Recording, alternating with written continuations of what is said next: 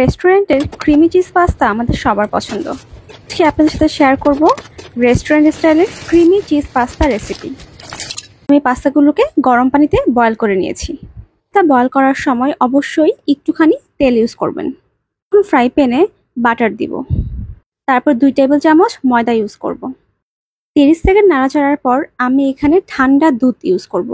অবশ্যই ফ্রিজ থেকে বের করা ঠান্ডা দুধ ইউজ করবেন, নয়তো ময়দা দলা পাকিয়ে যাওয়ার সম্ভাবনা আছে। পরিমাণ মতো লবণ আর কালো গোলমরিচের গুঁড়ো ইউজ করব। স্লাইস করে রাখা চিজগুলো দিয়ে দিব। ভালোভাবে চিজগুলো মিশিয়ে নিতে হবে। অবশ্যই চুলার আঁচ কম রাখবেন। আপনি যদি হাই হিটে রান্না করেন তাহলে সসটা বেশি ঘন হয়ে যাবে। আপনাদেরকে দেখিয়ে দিচ্ছি আপনারা সসের ঘনত্বটা কতটুকু রাখবেন। হোয়াইট সসটা ঠিক এইরকম হবে দেখতে। আমি ফ্রাই প্যানে একটুখানি বাটার আর মুরগির মাংসগুলো দিয়ে দিব। আমি সম্পূর্ণ রান্নাটাতেই বাটার ইউজ করেছি।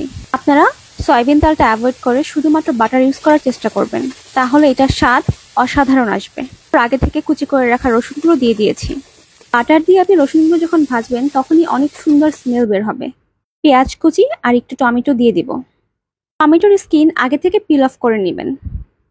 পাস্তার প্যাকেটে যে মশলা থাকে ওই মশলা, মরিচের গুঁড়ো আর অরিগানো দিয়ে দিব। যদি আপনার পাস্তায় মশলা না থাকে তাহলে এটা অ্যাভয়েড করলেও হবে।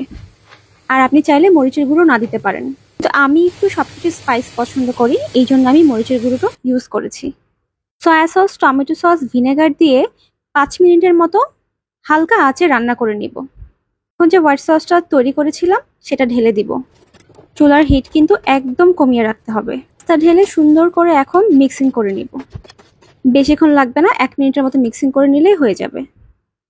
ব্যাস, গরম গরম পরিবেশন করুন ক্রিমি চিজ পাস্তা। আপনারা চাইলে এক্সট্রাভাবে সসেস, মাশরুম এবং ক্যাপসিকাম ইউজ করতে পারেন, বাট চেষ্টা করবেন ক্যাপসিকাম ছাড়া অন্য কোনো সবজি ইউজ না করার। অবশ্যই বাসায় তৈরি করে দেখবেন। ক্রিমি চিজ পাস্তা খেতে যেরকম মজা সেই রকম হেলদি। বিকেলে বা বাচ্চাদের টিফিনের জন্য আপনারা অবশ্যই তৈরি করতে পারেন ক্রিমি চিজ পাস্তা।